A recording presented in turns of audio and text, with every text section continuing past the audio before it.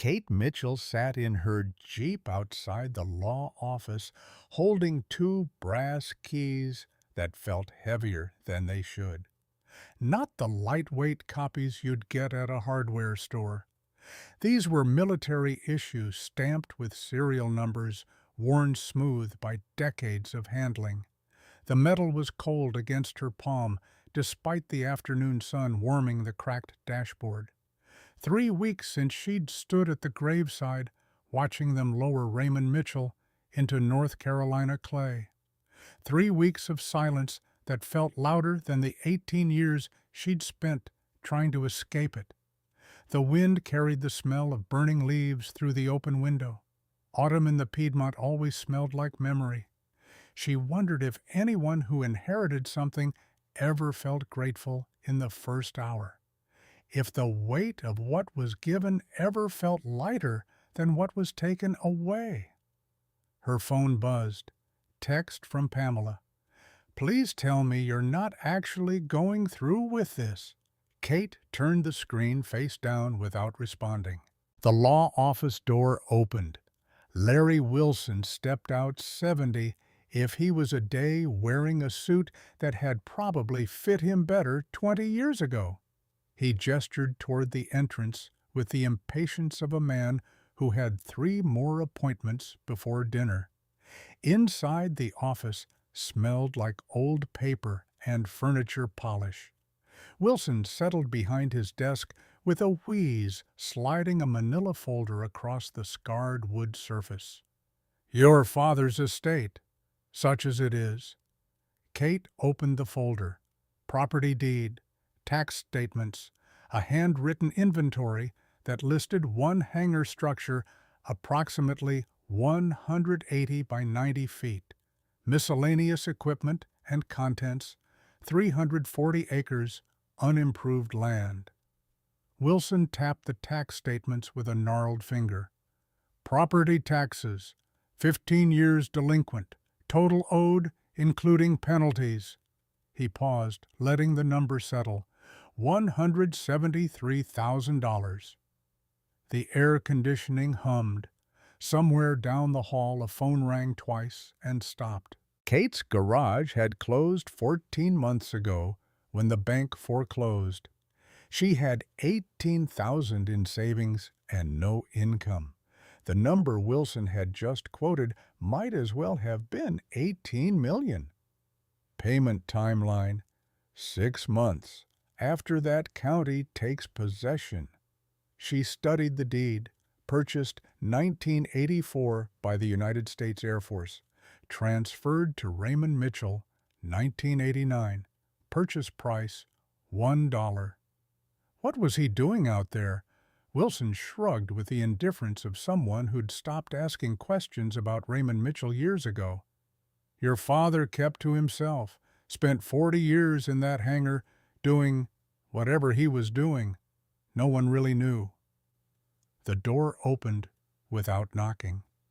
The man who entered wore confidence like expensive cologne. Tall, maybe 52, silver hair, styled with precision. Gray suit that probably cost more than Kate's Jeep. Catherine Mitchell. His smile belonged on a billboard. Donald Harris, Harris Development Corporation.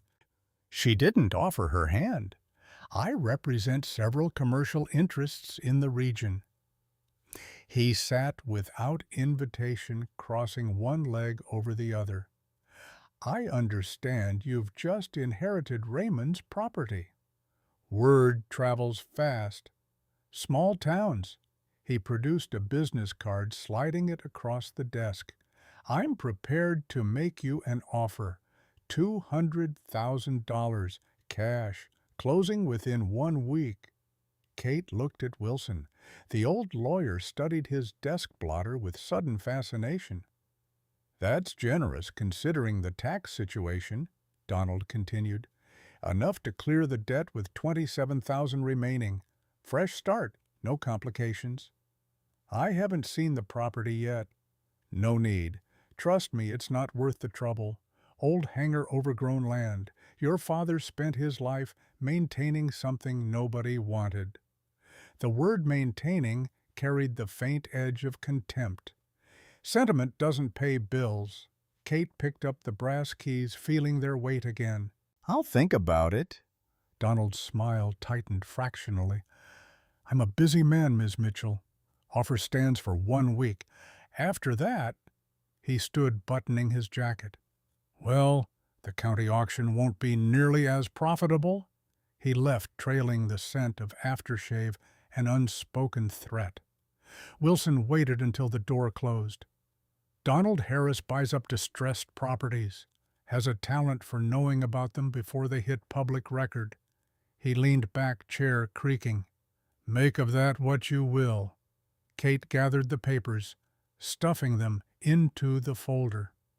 Where exactly is this property? 50 miles northeast, Old Highway 49 past the county line. You'll need a map.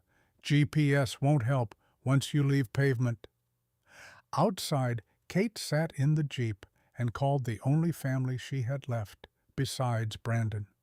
Pamela answered on the second ring voice, already loaded with judgment. Tell me you took Donald's offer. How do you know about that? He called me an hour ago. Said he was trying to help you avoid a mistake.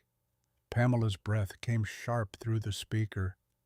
Kate, I know you're grieving, but Uncle Raymond is gone. This is charity. Take the money. Move on with your life. I want to see what he left me. He left you debt and a building full of junk. That's not a gift. That's a burden. Kate watched a woman walk past, pushing a stroller. Normal life. The kind where dead father didn't leave cryptic inheritances and strangers didn't make six-figure offers on properties they'd never seen. Why does Donald want it so badly? He's a developer. He wants everything. Don't make this complicated. When did complicated ever stop you from having an opinion? Silence stretched between them, filled with years of small resentments, and the larger one neither of them discussed. Raymond had raised Kate alone after her mother died. Pamela's family had watched from a distance, offering criticism instead of help. You know what Uncle Raymond was like, Pamela said finally. Obsessed with his work, shut everyone out. He wasted 40 years in that hangar while you grew up without a real father. Don't waste your life defending his choices. Kate ended the call. The public library sat 3 blocks from the courthouse red brick, with white columns trying for dignity in a town that couldn't quite afford it. Inside the reference section smelled like preserved ignorance and the dreams of people who thought answers lived in books. Kate filled out a property records request. The clerk, a woman wearing reading glasses on a beaded chain, disappeared into the back room and returned 15 minutes later with a cardboard box. Everything we have on that parcel. Haven't had anyone request these in probably 20 years. The documents painted a strange picture. Air Force purchase 1984. Designated use aerospace testing facility. Research and development. Transferred to civilian custodian. Raymond Mitchell. 1989. With notation. Decommissioned asset. Government interest retained per clause 7B. A faded newspaper clipping from 1987 showed grainy photos of strange aircraft. Headline, Experimental Program Tests New Technology. The article mentioned Project Nexus, Humanitarian Rapid Response Aviation, then went silent, as if someone had pulled the plug mid-sentence. A handwritten note in the margin, decades old. See DoD Archives, access restricted. Kate photographed every page with her phone. The drive northeast took her through pine forests that stretched unbroken for miles. Highway 49 narrowed to 2 lanes, then to poorly maintained asphalt that surrendered to gravel at mile marker 38. Her phone lost signal at mile 43. Raymond had left a paper map in the folder. She unfolded it against the steering wheel, tracing the route he'd marked in pencil. A turn onto an unmarked dirt road so overgrown she almost missed it. The Jeep bounced over ruts and exposed roots. Branches scraped the doors. This road hadn't seen regular traffic in months, maybe longer. Then the trees opened. Kate stopped foot on brake, staring. The clearing stretched across what must have been 15 acres. At its center, a massive hangar rose like something from another era. Curved metal roof weathered to rust-spotted gray. The structure had to be 180 feet long, maybe 90 wide. Big enough to swallow commercial aircraft. But it wasn't alone. A smaller outbuilding sat off to the right, 2 stories, windows dark. Guard station near the perimeter fence, its glass shattered door hanging crooked. Chain link fence 10 feet high, topped with rusted barbed wire that had probably been threatening once. A faded sign still clung to the fence. U.S. Air Force property. No trespassing, use of deadly force authorized. Kate's phone buzzed, despite having no signal. Text from Pamela Donald called again. Raising offer to $225,000 if you decide today. Take it. She deleted the message without responding. The main hangar doors stood 15 feet tall, heavy steel-painted government green under layers of oxidation. 3 locks secured them, not 2, 3. The first was a standard padlock, massive and military grade. She tried the first brass key. It turned with resistance mechanism stiff from years without use. The second lock was a cylinder type she recognized from her time in the service. High security.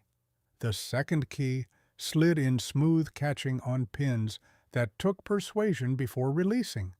The third wasn't a lock at all. An electronic keypad mounted in a weathered housing. The screen flickered to life when she touched it, backlight, pale blue. Enter code. Kate stared. Electricity. After how many years? She checked the deed papers again, flipping through pages until she found what she'd missed before. On the back of the property transfer document, written faint in pencil, 0417 April 17th. Her birthday. Her hands shook slightly as she entered the numbers. The screen flashed green, access granted. Somewhere inside the door, mechanism motors hummed. The chains that had held the doors released with metallic crashes that echoed across the empty clearing. Kate pushed. The doors swung outward hinges, groaning, revealing darkness that exhaled cold air and the ghost smell of machine oil. She found the light panel by muscle memory from years of working in hangars. The switches were industrial grade, the kind that took deliberate effort to throw. Light flooded the interior in sections as fluorescence stuttered to life overhead. What she saw stopped her breathing. Not a storage facility, not a forgotten warehouse. This was an active maintenance operation frozen in time. The left side of the space held 3 enormous shapes under fitted canvas covers, each secured with military fasteners. Maintenance bays with hydraulic lifts stood ready. Parts inventory lined the wall in hundreds of labeled drawers organized with obsessive precision. Tool walls where every wrench and socket had its designated shadow board outline. The right side office area with desk filing cabinets, a wall covered in schematics and photographs arranged chronologically. Radio equipment, rack-mounted, and professional-grade status lights blinking red and green. Active, powered, operating. Center of the space, 6 industrial drums, stenciled JP-8, aviation fuel, handled with care. A generator the size of a compact car humming quietly. Air filtration system running with barely audible efficiency. No dust, no cobwebs, every surface maintained. Raymond had kept this place alive. Kate walked slowly down the center aisle, boots echoing on concrete. The photographs on the wall told a story in frozen moments. 1984, Raymond in Air Force uniform, younger, standing beside an aircraft that looked like nothing she'd seen in service. Sharp lines, unconventional design. 1987, same aircraft, different angle, marked XR-47B, prototype test. Success in neat handwriting. 1989, Raymond shaking hands with officers in dress uniforms. Ceremony formal project. Nexus transfer. Then the decades alone, 1995, 2001, 2008, 2015, 2020, 2024. Raymond by himself, doing maintenance, expression unchanging, focused, committed, guarding something. The nearest covered shape loomed 20 feet away. Kate approached, found a clipboard hanging from the tarp edge. Inspection checklist dated March 5th, 2025. 3 weeks before Raymond died. Each line checked airframe integrity, engine compression test, hydraulic pressure, avionics diagnostic, fuel system flush. Signed at the bottom are Mitchell, March 5th, 2025, flight ready. She gripped the tarp edge and pulled. The canvas was heavy military grade. It took effort to drag it free, fabric pooling on the concrete. What stood underneath made the world tilt. A jet aircraft, sleek, predatory, gorgeous in its brutal efficiency. 52 feet from nose to tail, wingspan maybe 38. Twin turbofan engines set close together, air intakes smooth and optimized. The entire surface coated in matte black material that seemed to absorb light. White stencil markings, XR-47B Shadowhawk/Nexus 01/property of U.S. Air Force. But this wasn't a fighter. The modifications were obvious even to her trained eye. The under fuselage carried a cargo pod instead of weapons bay, extended range fuel tanks, communication array far more sophisticated than combat aircraft needed. This was designed to go places and bring help. Raymond hadn't been hoarding. He'd been protecting. Kate climbed onto the wing, pressing her palm against the fuselage. Cool aluminum, no corrosion panels, fitted with precision that suggested recent work. She peered through the cockpit canopy. Two-seat configuration, avionics that looked decades ahead of 1980s standard. Her phone rang, the sound shocking in the cathedral silence of the hangar. She fumbled it from her pocket. Unknown number. A voice she didn't recognize, male, young, urgent, Aunt Kate. Her chest tightened. Only one person called her that. Brandon. How did you? GPS tracker in your Jeep. I installed it last year when you... He didn't finish. When she'd had bad days after losing the garage, when he'd worried. Where are you? The property I inherited. How did you get this number? Emergency contact. Your phone's location services are still pinging cell towers on the edge of range. Papers rustled on his end. I'm looking at satellite imagery. Aunt Kate, that's a military facility. What's going on? She looked at the Shadowhawk, at the maintenance logs, at 40 years of her father's secret life. I need you to come out here. I'm already in the truck. 20 minutes felt like hours. Kate spent them exploring, documenting the second and third aircraft under their tarps. The office desk drawers locked, but not for long after she found a pry bar. Maintenance logs dating back to 1989, every entry in Raymond's careful handwriting. Monthly inspections, annual major service, parts orders, test runs, 40 years of dedication to machinery the world had forgotten. The sound of an engine approaching pulled her outside. Brandon's beat-up Ford pickup rattled to a stop next to her Jeep. He climbed out, tall and thin, 19 years old, but still moving with the awkward uncertainty of someone who hadn't quite grown into his frame. His mother had been Kate's best friend in the service. Sarah Walker, helicopter mechanic, killed in a training accident when Brandon was 9. Kate had adopted him not out of obligation, but because Sarah had been the sister she'd chosen and Brandon had been hers in all the ways that mattered. He called her aunt. Legally, she was his guardian. In practice, they'd raised each other through shared grief. "You okay?" His eyes scanned her face with the practiced concern of someone who'd learned to read her moods. "I don't know what I am."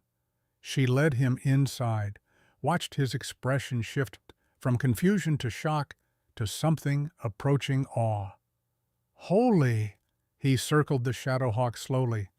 "This is stealth technology, advanced, probably late 80s classified programs." His hand traced the wing edge without quite touching. "Aunt Kate, this shouldn't exist. These were supposed to be destroyed." "How do you know that?" "I research aviation. Read everything I can find. There were rumors about Project Nexus. Humanitarian rapid deployment aircraft. Congress killed funding in 1989. Official record says all prototypes were scrapped." He looked at her. Grandpa was lying to the government for 36 years. Or the government was lying to everyone else. They stood together in the strange light, filtering through high windows, dust motes drifting through beams that had probably looked exactly like this for decades. Then the radio crackled. Both of them froze. Static first, then clearing. A voice, professional, gender-neutral, speaking with the clipped precision of military communication. "Nexus Base Alpha, this is Oversight Control, monthly status check. Respond with authentication code. Over." Kate's blood turned to ice water. Brandon grabbed her arm. "Someone's monitoring this place, right now." The radio waited, red transmission light blinking expectantly. Microphone hanging from a coiled cord. Someone on the other end expecting Raymond to respond. Had been expecting it for months, maybe years. Kate crossed to the radio console, picked up the mic. Her thumb hesitated over the transmit button. "What do I say?" "I don't know, but if you don't say something, they'll know something's wrong." She pressed the button. Static hissed. "Oversight Control, this is Catherine Mitchell." Her voice sounded steadier than she felt. "Raymond Mitchell passed away 12 weeks ago. I'm his daughter, and I don't know what to say here." The silence that followed seemed to carry weight. Then, authentication failed. "Identify yourself properly with credentials, or this transmission will be flagged as security breach." Kate's mouth went dry. "I don't have credentials. I just inherited this facility. I found the radio. I don't know what—" Click! Transmission ended. Brandon's face had gone pale. "They think you're an intruder, someone who broke into a classified site." Kate set the mic down carefully, as if sudden movement might trigger something worse. 30 minutes passed. The sun angled lower through the windows. Kate and Brandon searched the office area, finding more questions than answers. training manuals for aircraft that officially didn't exist, communications protocols, supply manifests. Then her phone rang, number blocked. She answered without speaking. A woman's voice, crisp and professional. "Ms. Mitchell? This is Agent Brenda Scott, Department of Defense. We monitored your unauthorized transmission. You need to stop what you're doing immediately and wait for our arrival. Do not touch any equipment. Do not leave the property. We'll be there in 4 hours." The line went dead. Brandon looked like he might be sick. Are we in trouble? Kate thought about Donald Harris's too quick offer, about Pamela's insistence that she sell without looking, about Raymond spending 40 years maintaining aircraft in secret, about how none of this made sense unless there was something here worth protecting and something here worth stealing. I don't know, but someone is definitely worried we found this place. 4 hours.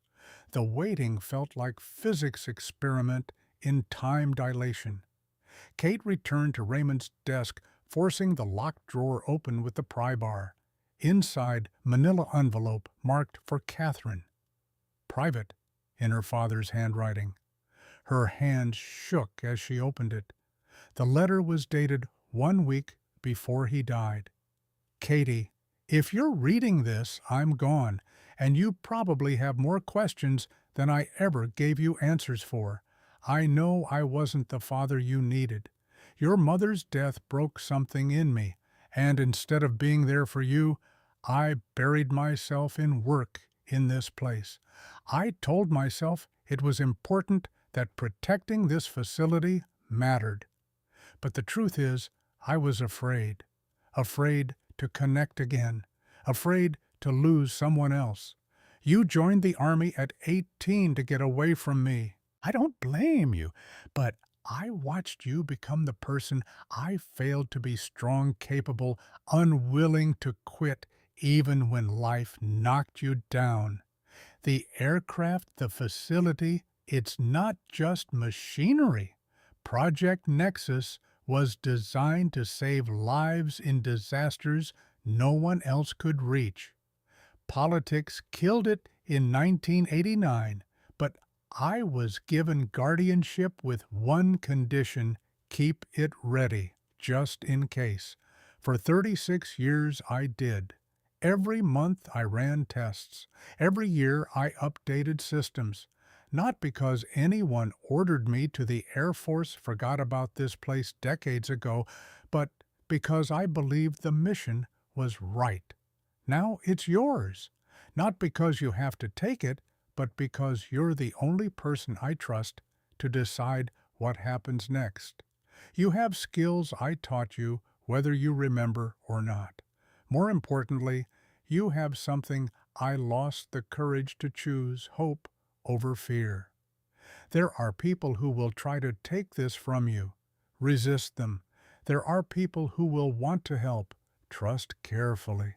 And Katie, I'm sorry. For the silence, for the distance, for making you feel alone when you never should have been. I was always proud of you. I just forgot how to say it. Dad. Kate read it twice, tears blurring the words the second time. Brandon stood nearby, not speaking, letting her grieve.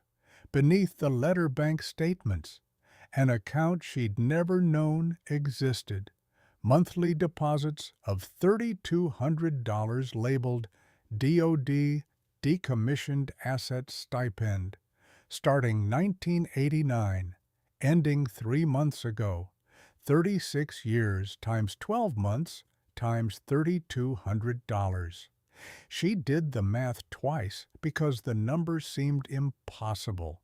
$1,382,400. Current account balance $847,293.41. Raymond had saved for 36 years.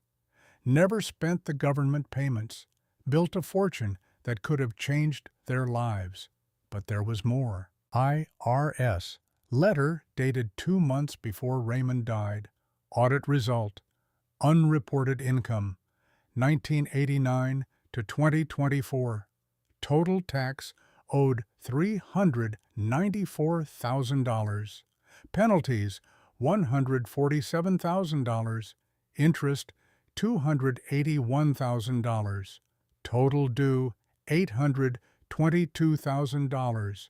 Raymond had fought it. Legal correspondence showed months of appeals arguments that DOD payments were non-taxable government stipends. IRS disagreed. He'd lost. He died owing $822,000. But that wasn't all. Kate found the county property tax lien buried deeper in the pile.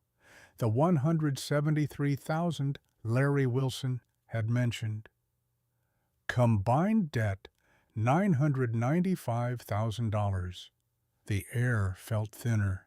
Kate sat heavily on Raymond's chair, the same chair he must have sat in thousands of times, maintaining the secret that had consumed his life. "There's a note clipped to the IRS letter," Brandon said quietly, pointing. Kate unfolded it. Raymond's handwriting shakier than usual, Kai. "They'll seize the bank account to cover debt. I'm moving the money before I'm gone. Safety deposit box, 447 First National Bank. Password is your mother's maiden name. Use it to fight. Don't let them win. The third aircraft is a trainer. Brandon knows how to fly. I've been teaching him weekends for 2 years. He has 47 logged hours. Trust him." Brandon's jaw dropped. "Grandpa was teaching me to fly. You didn't know. I thought we were just studying theory. He never said it was real training." Brandon paced, running hands through his hair.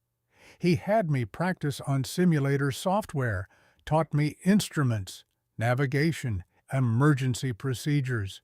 I thought it was bonding time, not preparation." Kate found a small black notebook at the bottom of the drawer. Raymond's personal log entries dating back months. March 15th, 2025.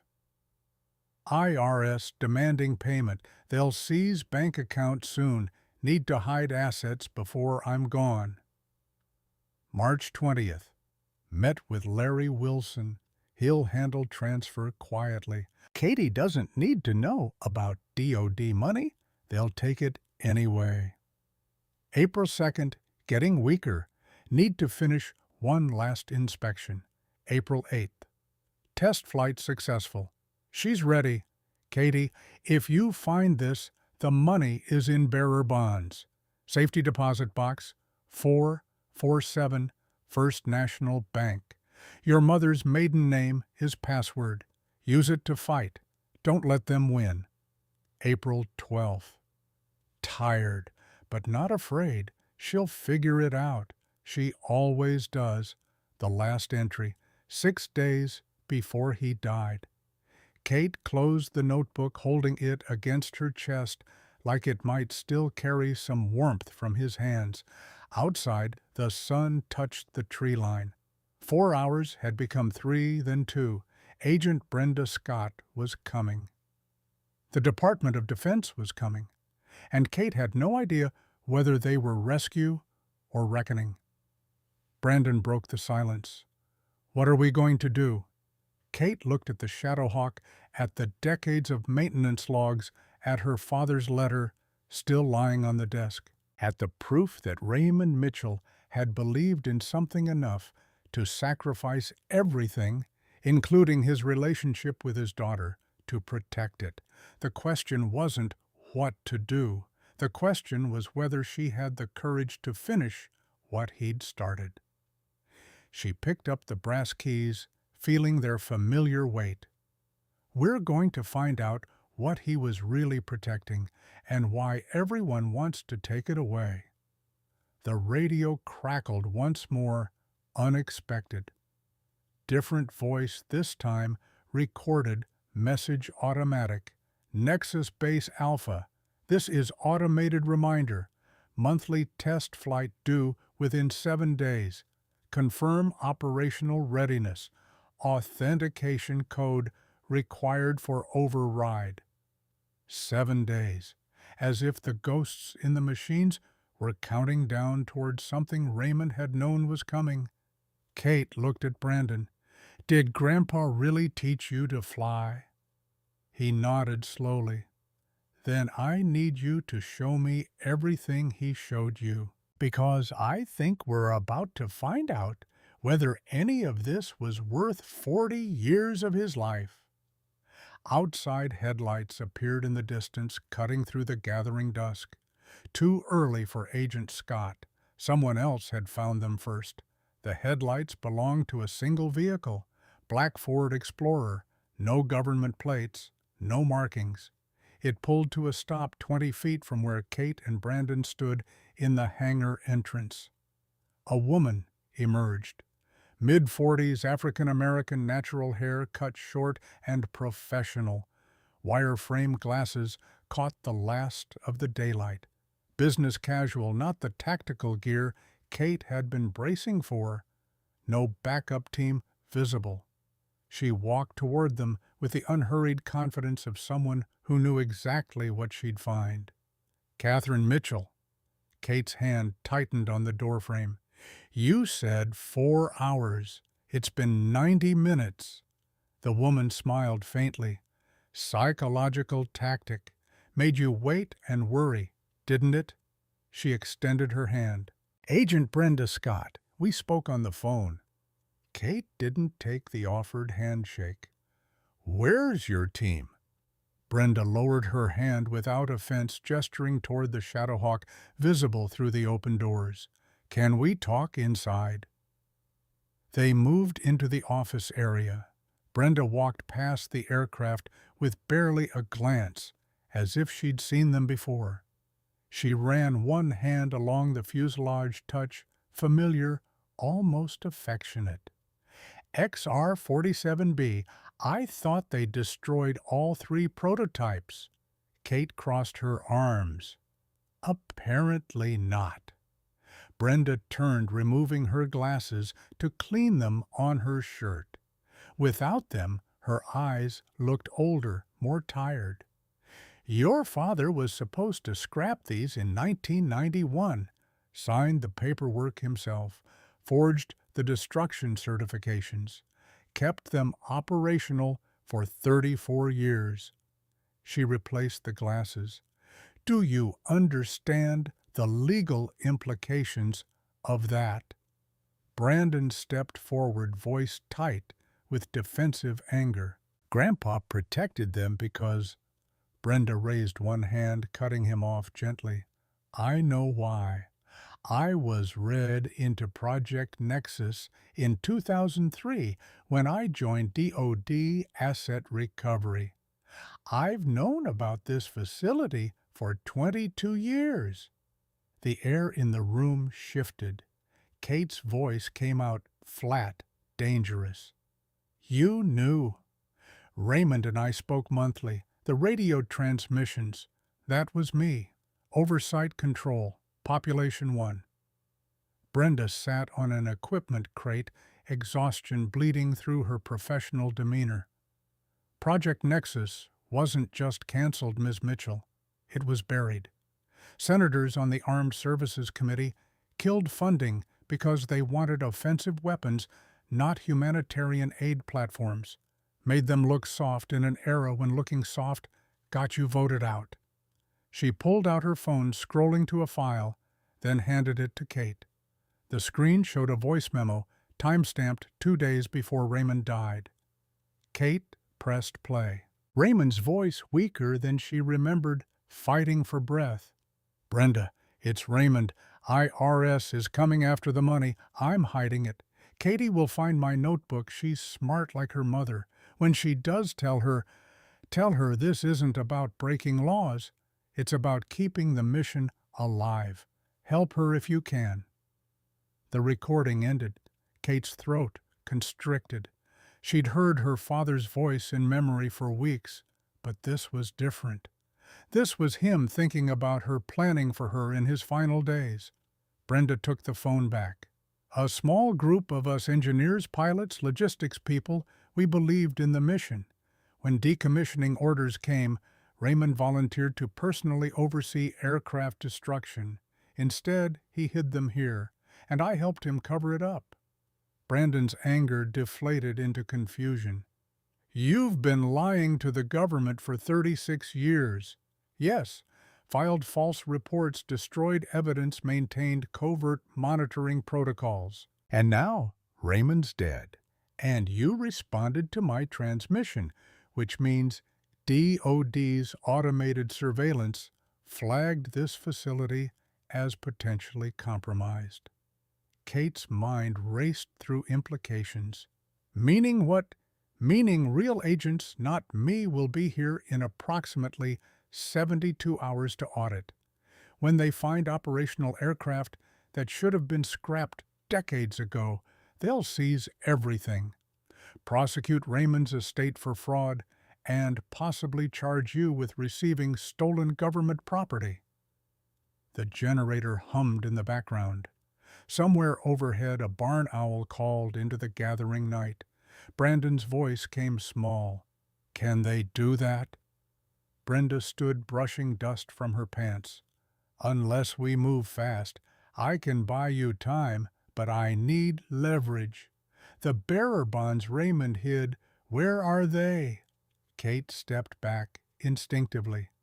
How do you know about... He told me. Last phone call. Brenda's expression softened.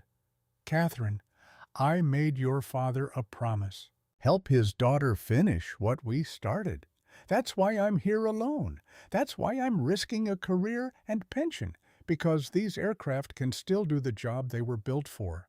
But not if they're locked in a government warehouse. Kate studied the woman's face, looking for deception, finding only the same exhausted dedication she'd seen in Raymond's maintenance logs. Sometimes the most important work was the work nobody saw. She made a decision that felt like stepping off a cliff. First National Bank, safety deposit box 447, will need to go tomorrow morning. Brenda nodded, once relief visible. Good. Now show me what condition these birds are in. They spent the next 2 hours with Brenda inspecting every system, making notes on a tablet, asking technical questions that revealed deep familiarity with the aircraft.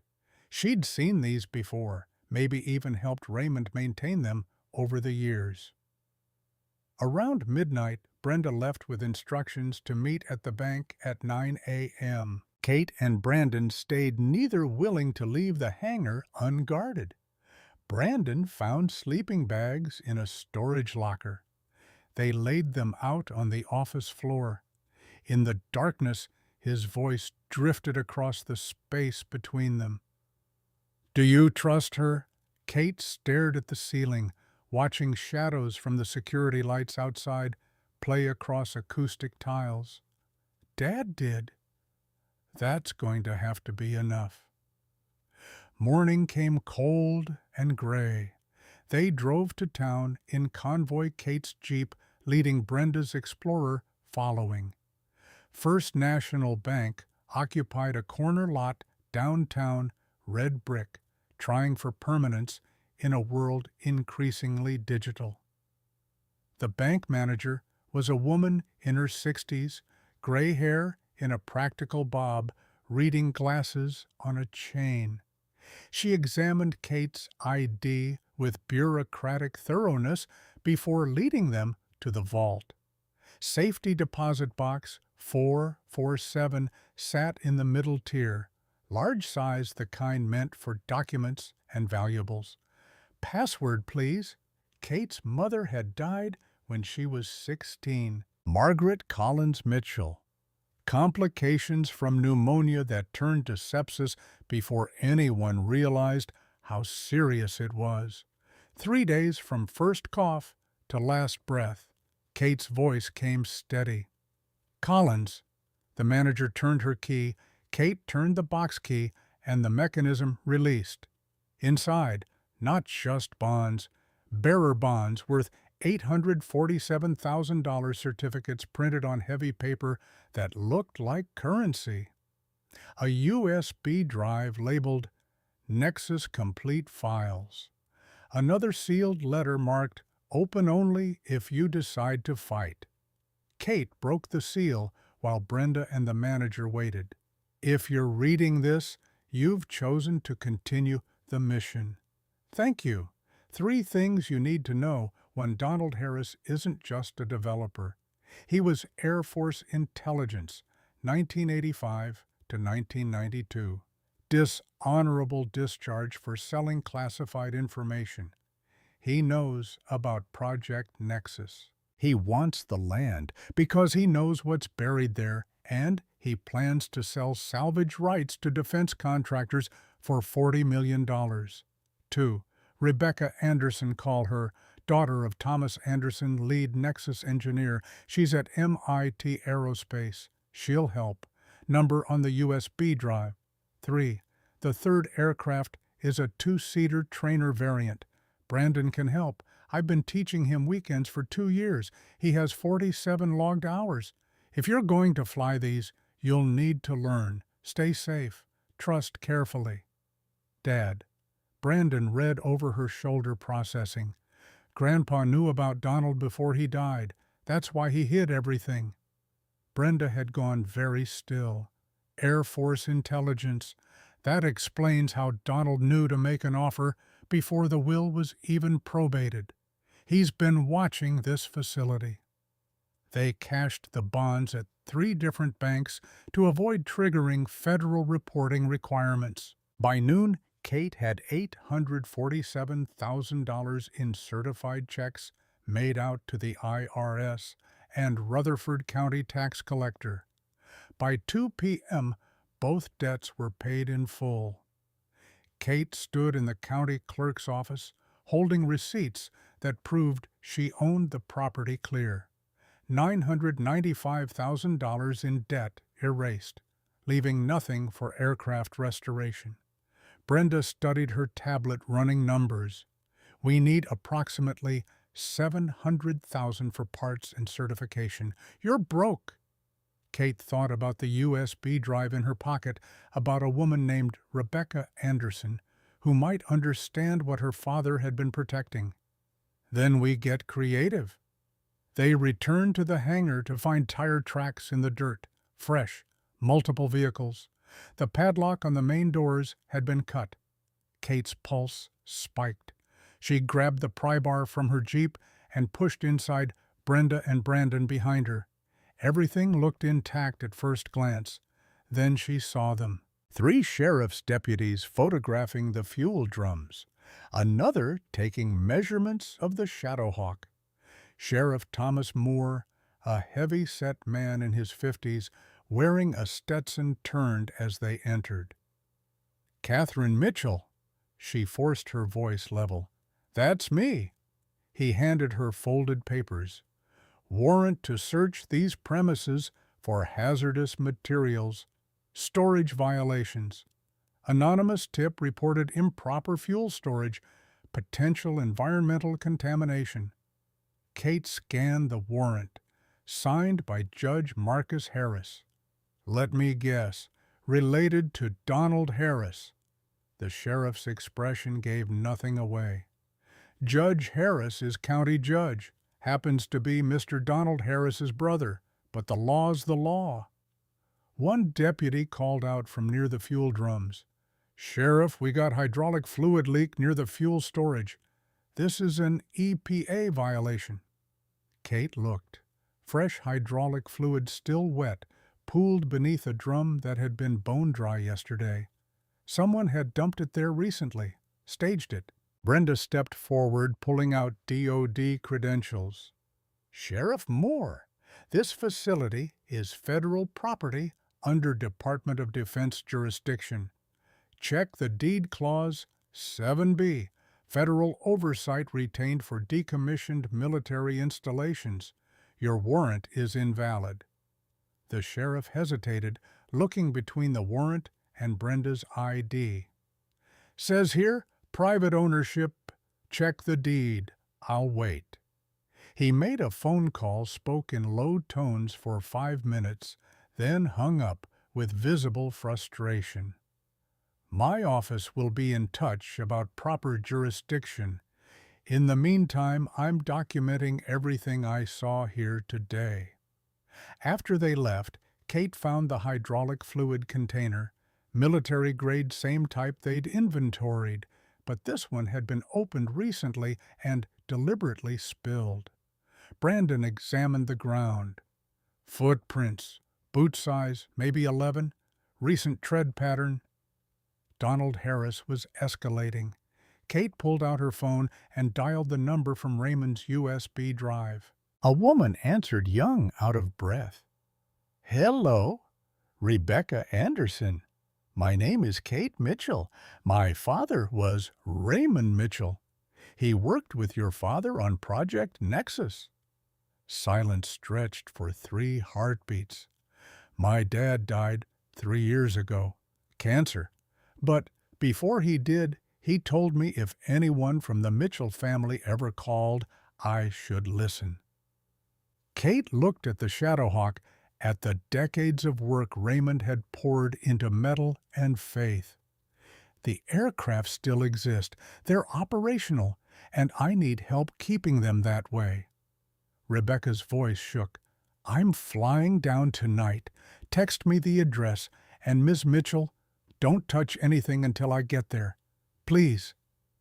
She arrived 16 hours later in a rental sedan, carrying 2 large equipment cases that looked like they weighed more than she did. Rebecca Anderson stood maybe 5'2" in work boots, red hair pulled back in a practical ponytail, freckles across pale skin, black-rimmed glasses that kept sliding down her nose. She entered the hangar, saw the Shadowhawk, and started crying. Not quiet tears, full shoulder-shaking sobs that came from somewhere deep and long buried. Kate and Brandon exchanged glances, uncertain whether to approach or give space. Rebecca set down her cases, walked to the aircraft, pressed both palms against the fuselage. "Dad talked about these every single day at the end. He said flying one was like—" Her voice broke. "Like touching the future." She pulled herself together with visible effort, wiping her face on her sleeve, turning to face them with red eyes and fierce determination. "Okay, let's see what we're working with." The next 7 days blurred into a systematic diagnostic that made Kate's head spin. Rebecca approached the aircraft like a surgeon examining a patient, methodical and thorough. She brought equipment Kate had never seen outside military facilities: ultrasonic testing gear, composite panel analyzers, spectral analysis tools for metallurgy. Day 1 and 2's structural inspection. Rebecca crawled over every inch of airframe, taking measurements, making notes, photographing stress points. Her verdict: airframe solid. Raymond did remarkable work, but it's 37 years old. We need reinforcement in 6 critical stress areas before any flight operations. Day 3 and 4 propulsion systems. They performed complete teardowns of both engines, examining turbine blades under magnification, testing compression, analyzing fuel system integrity. Rebecca's assessment: engines are viable but need complete overhaul. We're looking at $180,000 in parts minimum, and that's if we can source them. Day 5 and 6, avionics. She hooked diagnostic computers to systems that predated modern interfaces, writing custom code to communicate with 1980s technology. Her conclusion made Kate's stomach drop. Navigation, communication, flight control computers, all 1980s tech, functional but obsolete. We need to modernize, or you're flying blind in modern airspace. Another 210,000 conservatively. On day 7, Rebecca presented findings in the office area tablet displaying spreadsheets that itemized their impossible situation. Structural reinforcement 95,000, engine overhaul 180, avionics upgrade 210, hydraulics rebuild 75, FAA certification fees 85, insurance and legal 55, total needed $700,000. She looked at Kate with sympathy that made it worse. You said you paid off the tax debt. How much do you have left? Kate's voice came hollow. 25,000. Rebecca removed her glasses, cleaned them slowly, buying time to think. When she replaced them, her expression had shifted from sympathy to determination. We can't buy new, but military surplus auctions sell decommissioned parts for 5 to 10% of retail cost.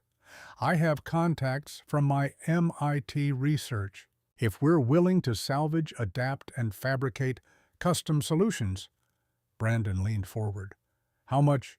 Rebecca pulled up a different spreadsheet. F-16 avionics suite, outdated but functional, 18,000. Blackhawk hydraulic components that are compatible with modification, 8,000. Commercial turbofan parts, we can adapt, 35,000. Composite repair materials, 12,000. Total actual cost, $73,000. Hope flickered dangerous and fragile. Kate did the math. That leaves us 52,000 for contingencies. But there's a catch. These aren't plug and play. We'll have to fabricate custom adapters, write new software integration, and extensively test. The failure rate for this kind of hybrid system is about 40%. Brandon's face paled. 40% chance we crash. 40% chance systems fail during testing and we abort. Which, yes, could include catastrophic failure. Rebecca met his eyes, met his. Or we don't try at all, and these aircraft die in this hangar. Kate thought about Raymond spending 36 years maintaining machines the world had forgotten, about how he'd chosen this over relationship with his daughter, over financial security, over easy retirement. He'd believed it mattered. The question was whether she did. How long? Rebecca checked her calendar. 6 weeks, if we work ourselves to exhaustion. Kate extended her hand. Then let's get started. They ordered parts through Rebecca's contacts, using aliases and shell companies to avoid triggering DoD monitoring. Components arrived in unmarked boxes over the next 10 days. F-16 avionics from a defense surplus auction in Nevada. Blackhawk hydraulics from a salvage yard in Texas. Turbofan components from 3 different commercial aviation resellers. The work was brutal. 14-hour days, hands bleeding from metal edges and tool friction exhaustion that made simple tasks dangerous. Kate taught Brandon welding and composite repair techniques she'd learned in the Army. They reinforced the 6 stress points Rebecca had identified: grinding metal, laying fiber, heat-treating bonds. Rebecca dismantled both engines, completely cleaning every component with solvent and compressed air. Raymond had already replaced 60% of the parts over decades of maintenance, which reduced their workload, but highlighted how much of his life he'd invested. Brandon turned out to have unexpected talent with software. He helped Rebecca write custom code to interface F-16 systems with the Shadowhawk's airframe, debugging integration failures at 3 in the morning, fueled by energy drinks and stubbornness. Week 4, Donald Harris appeared with an entourage: county health inspector, fire marshal, building code enforcer, all three holding clipboards and wearing expressions of bureaucratic certainty. Citations accumulated like snow, unpermitted construction activity, fire code violations for fuel storage, zoning violation commercial activity in agricultural zone. Fines totaled $47,000. Donald stood apart from the officials, smiling with the satisfaction of someone moving chess pieces into checkmate. "This could all go away, Catherine. Sell me the property. I'll even pay off the fines." Kate wiped grease from her hands, standing her full height. "No." His smile hardened. "Then I'll bury you in legal fees until you can't afford to breathe." After he left, Brenda made a phone call, spoke for 20 minutes in low, intense tones. The next day, all citations were flagged as under federal review, temporarily suspended. Donald called Kate directly that evening, voice tight with fury, barely controlled. "Your DOD friend can't protect you forever? I have lawyers, I have money, I have time. You'll break eventually." Kate's response came calm. "Or you will." She hung up. Week 6 brought the first major test. Engine run on the ground, verifying all systems before attempting taxi operations. Rebecca in the pilot seat, Kate at ground control panel, Brandon monitoring systems via laptop connected to diagnostic ports. Starting ignition sequence. Engine 1 spooled up with a roar that shook the hangar walls. Loud, powerful, smooth as water over stones. Engine 2 followed slight vibration initially, then evening out to match its twin. They ran for 10 minutes. Temperature normal, pressure normal, no warning lights, no failures. When Rebecca shut them down, silence fell like a blanket. Brandon broke it first, voice shaking. "We just made a dead aircraft breathe." Kate allowed herself the smallest smile. One step. Week 7 brought disaster. Taxi test scheduled for dawn. Kate would pilot. She had a private license, 240 hours, logged before her garage failed, and she couldn't afford flying any more. Rebecca would serve as co-pilot, monitoring systems. Brandon would coordinate from ground control. Pre-flight checks came back clean across every system. They started engines at 0800, smooth ignition, perfect parameters. Kate released brakes, advanced throttle to 30%. The Shadowhawk rolled forward onto the old runway tires, crunching over cracked asphalt. 30 knots, 50, 70.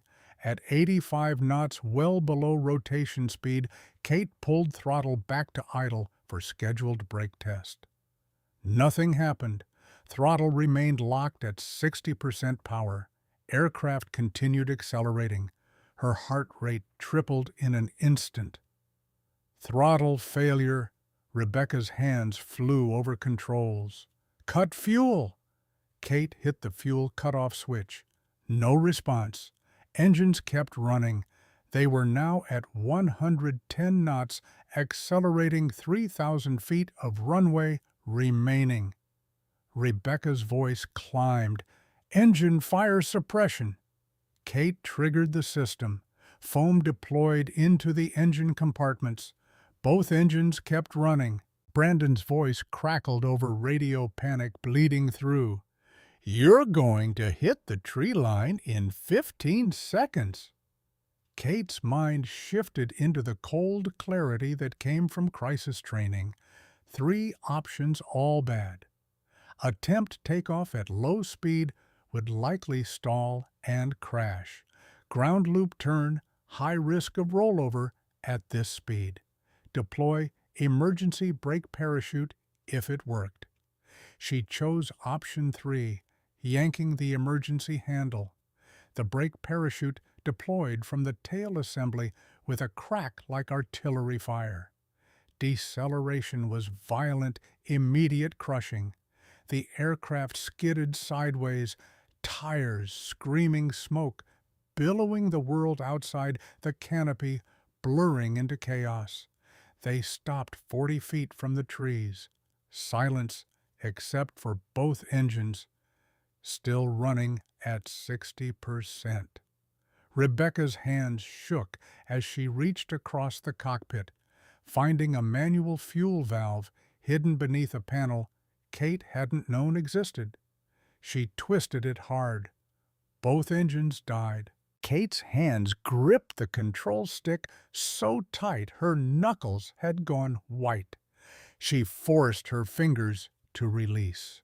Brandon sprinted to the aircraft, face pale. "Are you okay? Is everyone okay?" They climbed out on legs that felt disconnected from rational control. Kate's pulse hammered in her ears. Rebecca circled to the tail, examining the deployed parachute, then moved forward to the nose gear. Someone sabotaged the throttle system. Kate joined her. Rebecca pointed to the throttle cable assembly. The cable clamp had been deliberately loosened, then routed through a wedge mechanism. When throttle advanced past 50%, the wedge engaged and locked the cable. Professional work designed to look like mechanical failure. But there was more. Rebecca traced wiring to the fuel cutoff valve. Disconnected. Fire suppression system disabled at the actuator. Triple redundancy sabotage. Someone had wanted this test to end in fire and death. Brenda arrived 30 minutes later, examined the evidence with the grim expertise of someone who'd seen sabotage before. This wasn't amateur work. This was someone with aerospace knowledge and access to your facility. Kate thought about Donald Harris, ex-Air Force intelligence, dishonorable discharge, the kind of man who'd learned how to kill with tools before he learned how to kill with weapons. Donald? Probably, but proving it is different from knowing it.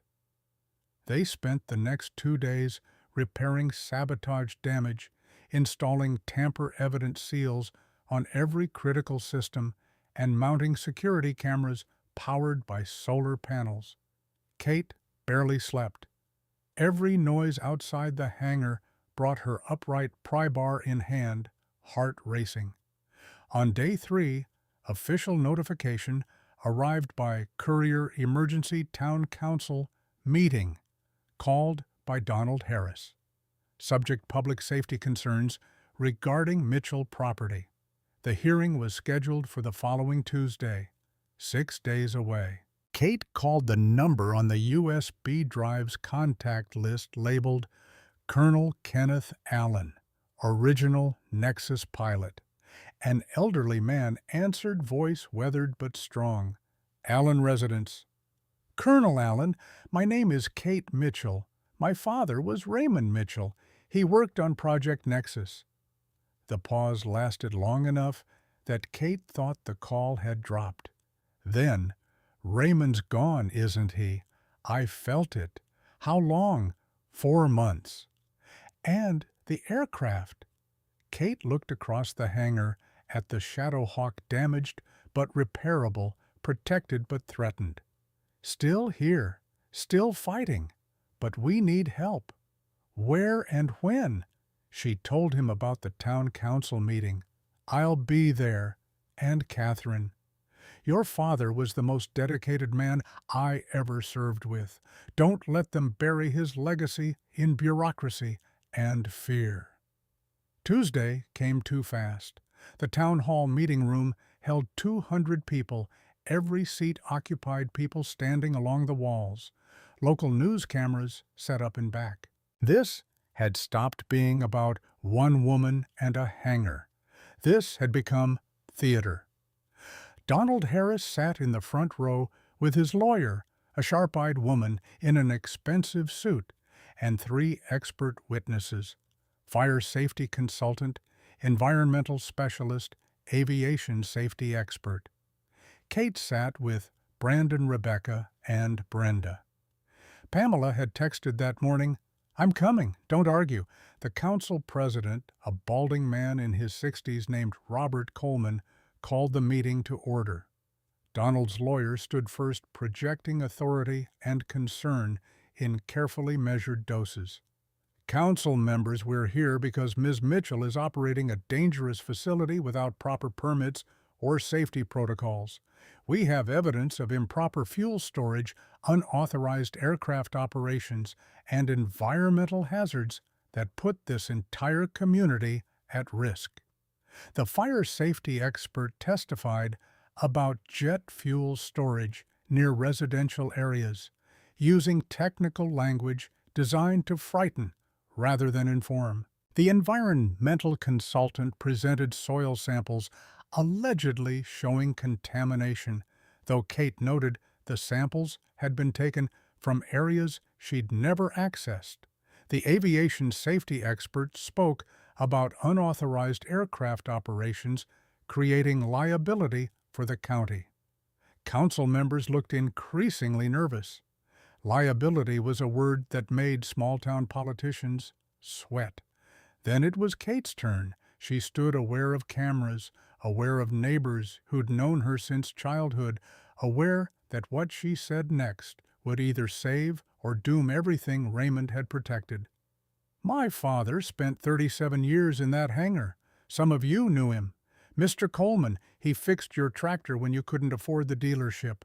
Mrs. Patterson, he helped your son with his science fair project on aerodynamics.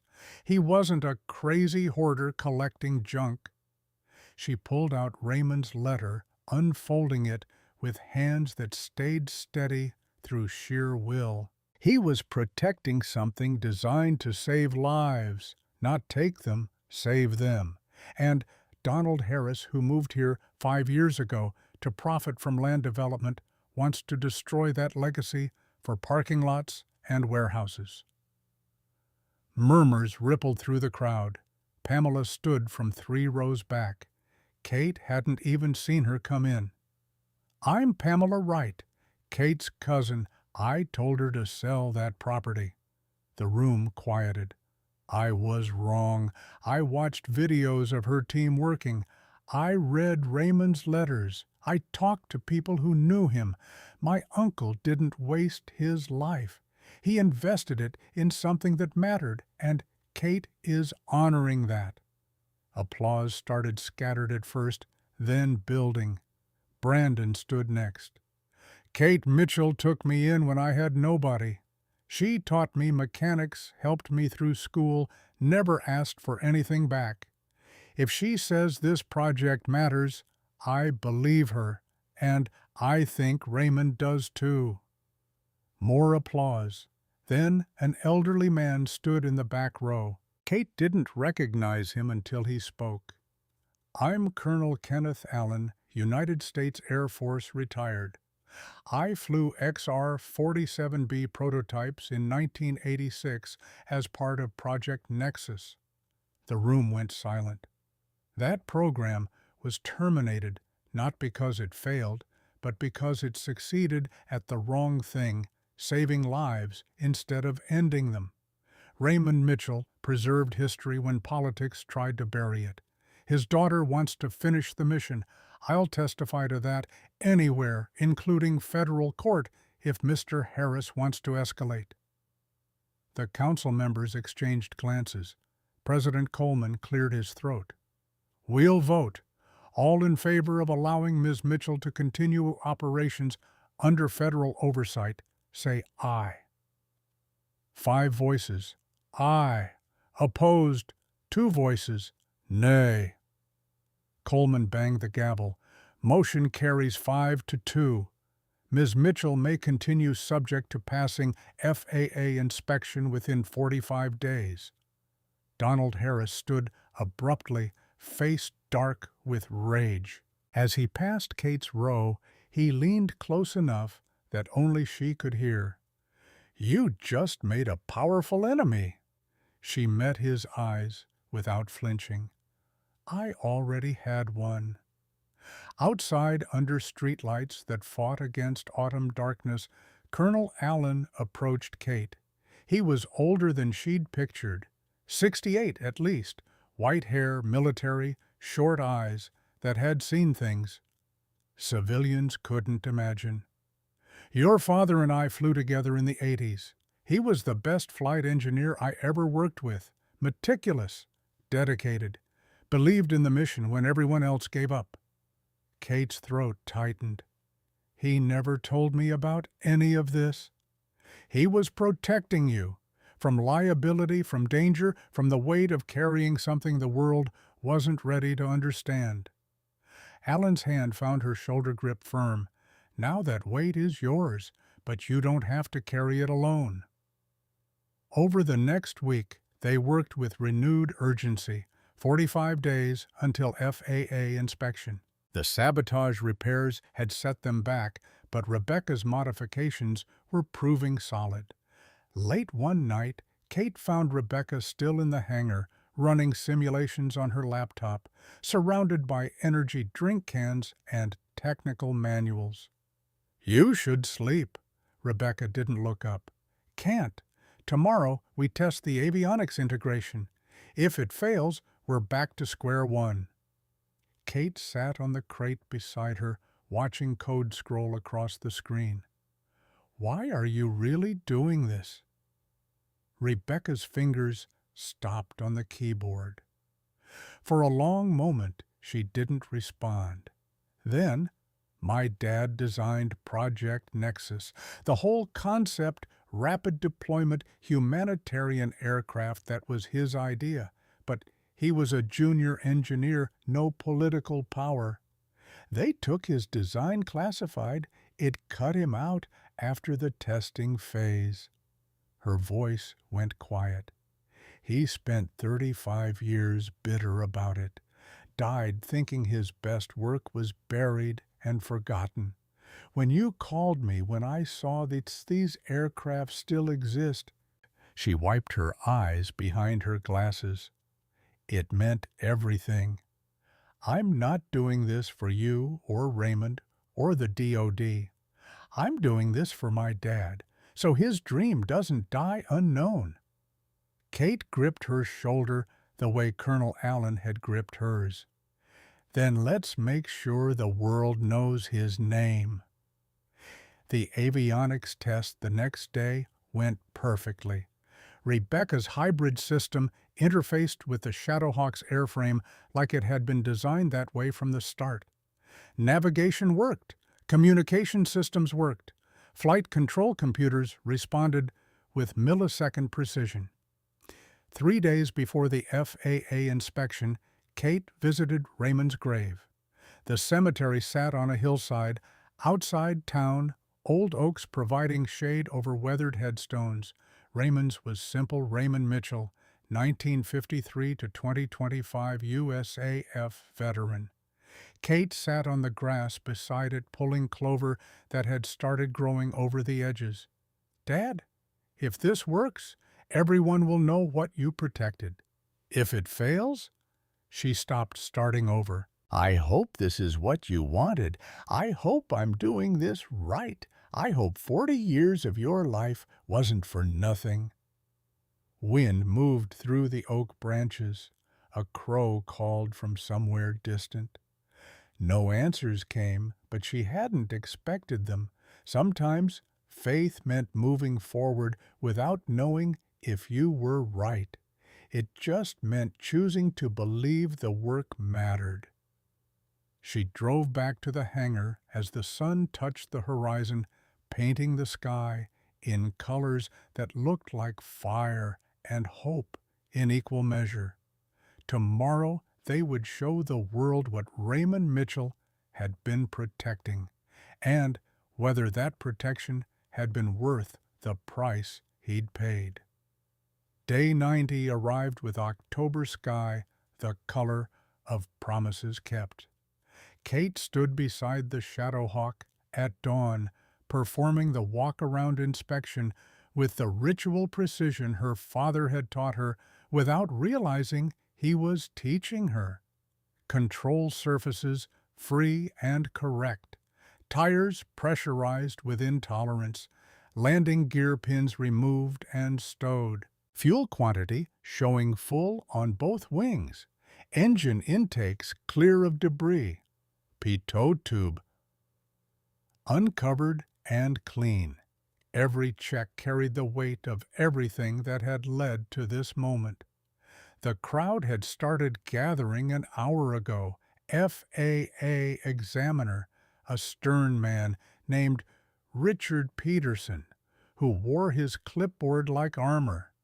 Brenda Scott, in official capacity, representing DoD interests with paperwork that made the whole operation legal.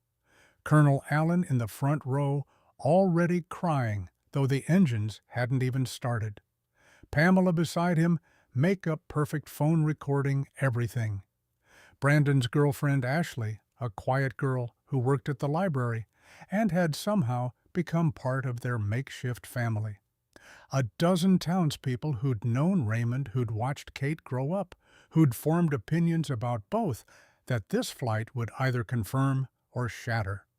Local news crew, despite Kate's objections. The story had leaked, and stories about secret aircraft and dead veterans protecting humanitarian missions were currency in a world starving for meaning. Donald Harris stood apart from the crowd, arms crossed, expression carved from contempt and certainty that physics would prove him right about failure. Rebecca emerged from the Hangar flight suit borrowed from Colonel Allen, too big on her small frame, but worn with fierce pride. She'd been up all night running final diagnostics, triple-checking every system looking for the sabotage they'd missed or the failure they hadn't anticipated. All systems green, every backup verified. If something goes wrong, it's not because we didn't prepare. Kate touched her shoulder.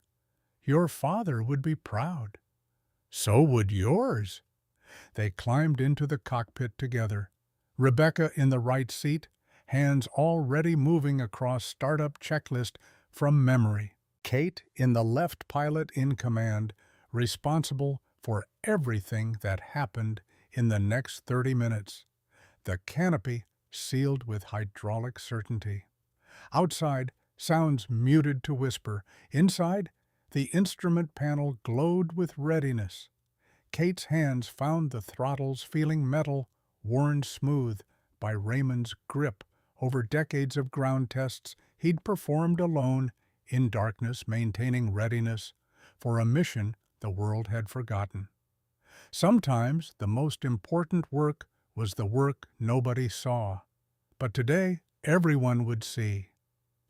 She keyed the radio. Ground control Shadowhawk requesting clearance for test flight. Brenda's voice came back professional, but carrying undercurrent of emotion she couldn't quite hide. Shadowhawk, you are cleared for takeoff. Winds calm, visibility unlimited. Fly safe. Kate's finger hesitated over the engine start switches. Then she remembered Raymond's last logbook entry. She's ready. She pressed both switches. The turbines began their spool-up sequence with sounds that built from whisper to growl to full-throated roar.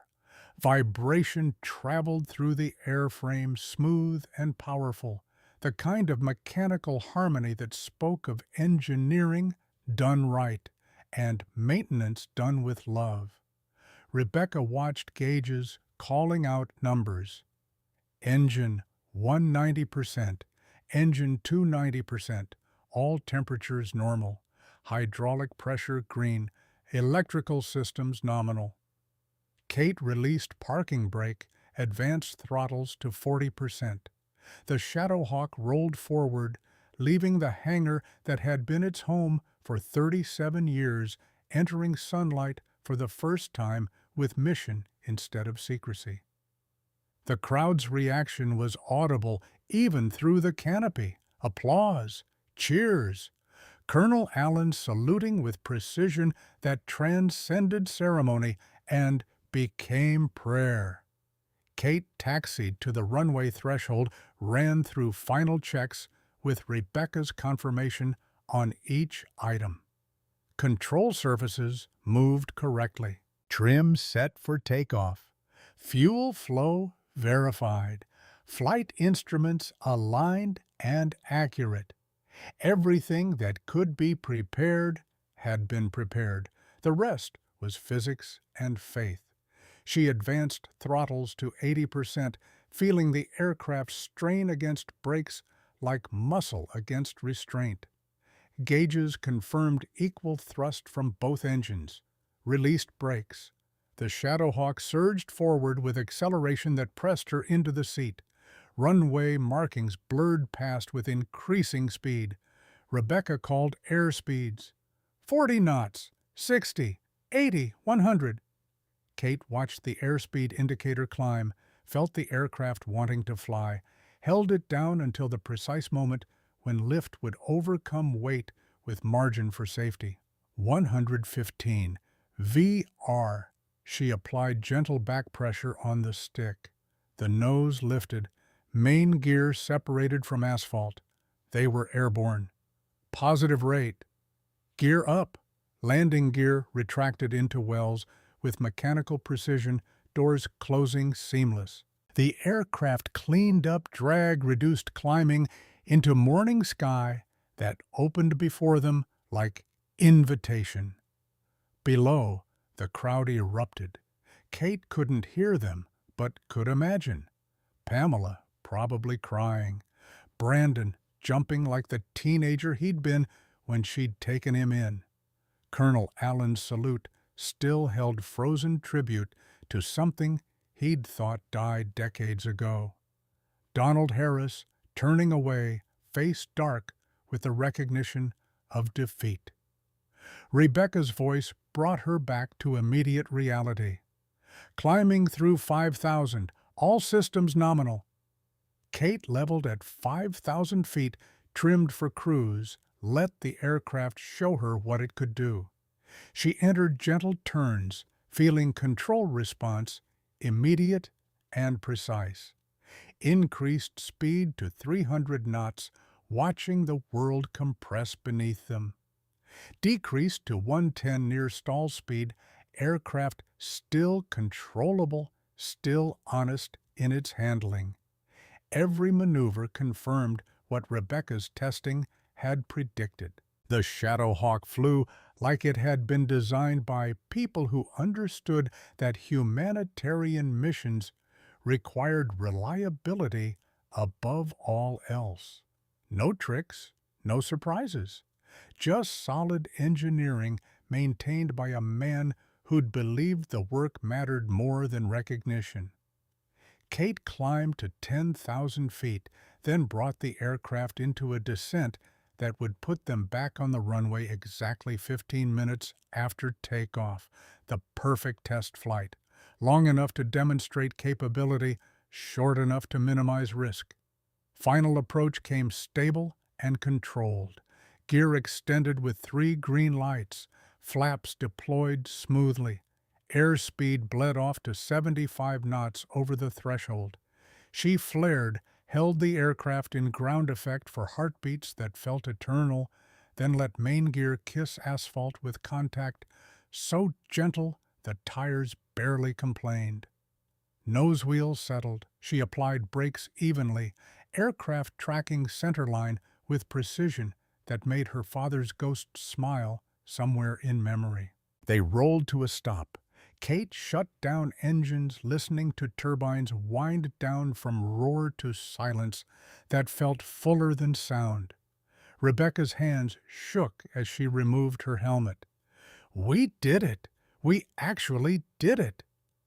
Kate sat in the sudden quiet, feeling exhaustion and triumph in equal measure. Through the canopy, she could see the crowd rushing toward them, mobile phones raised, capturing proof that resurrection was possible. She keyed the radio one final time. Ground control Shadowhawk is down safe. Mission complete. Brenda's voice came back thick with emotion she'd stopped trying to hide. Copy that, Shadowhawk. Welcome home. They climbed from the cockpit to applause that felt less like celebration and more like acknowledgement.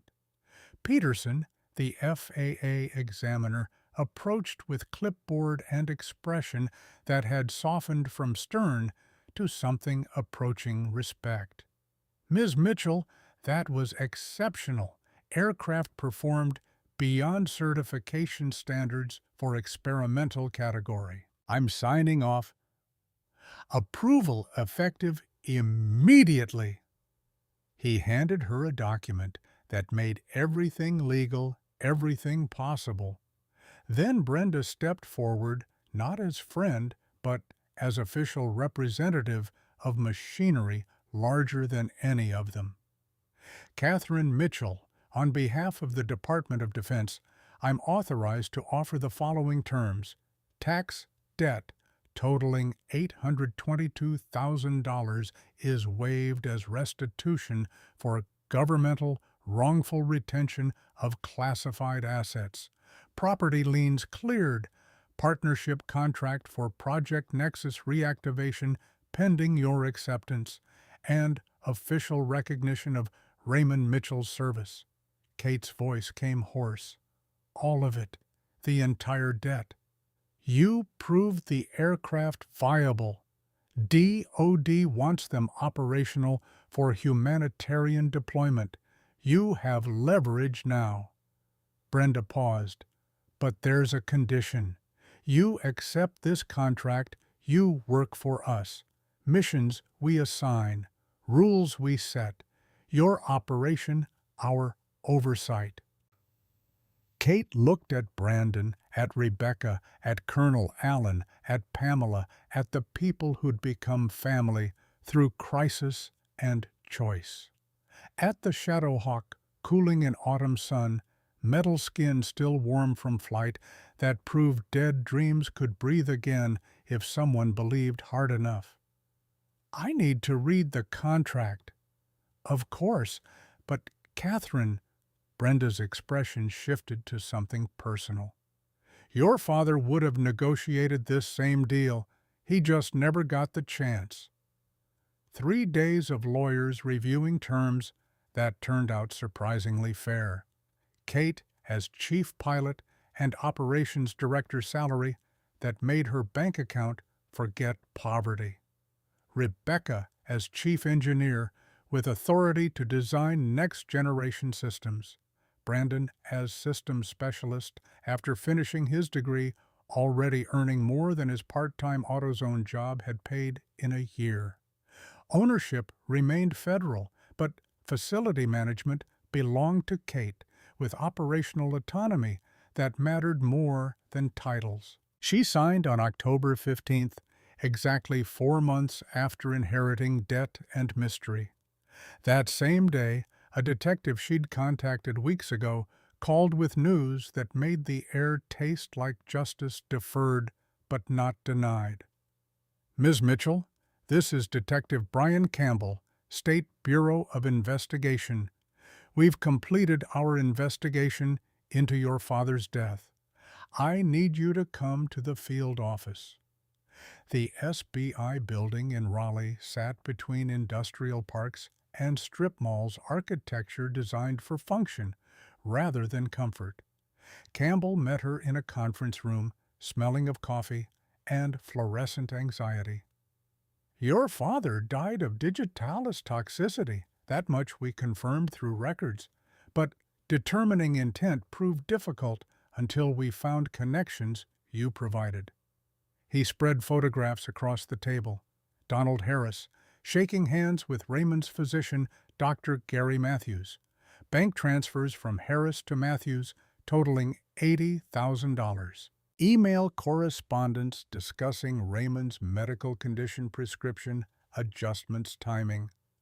Dr. Matthews admitted under questioning that Harris requested he increase your father's Digitalis prescription. Claimed Raymond was having worse symptoms, needed stronger medication. The doctor says he didn't know it would be fatal.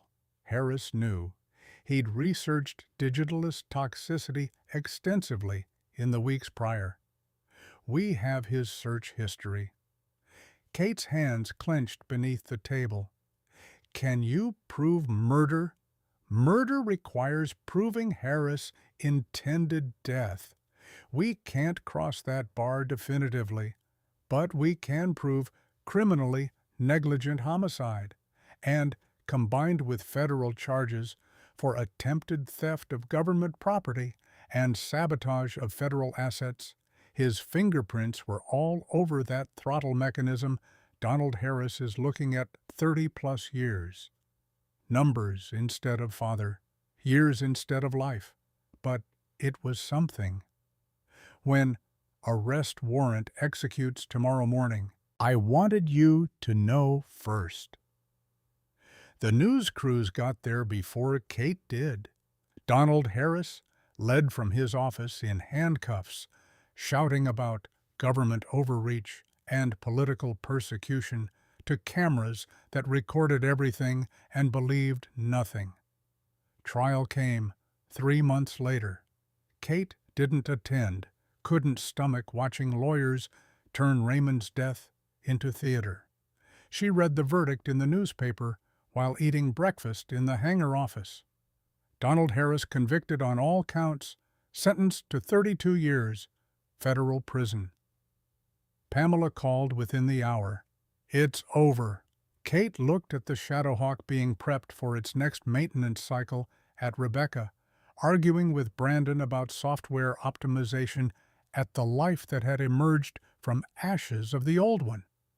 No, it's just beginning.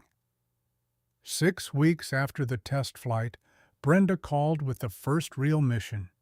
Hurricane Iris had devastated coastal Georgia with Category 4 winds and storm surge that left barrier islands cut off from help. FEMA requested support for evacuation and supply delivery to areas helicopters couldn't reach due to sustained high winds. Kate assembled her team in the mission briefing area they'd built in the smaller outbuilding.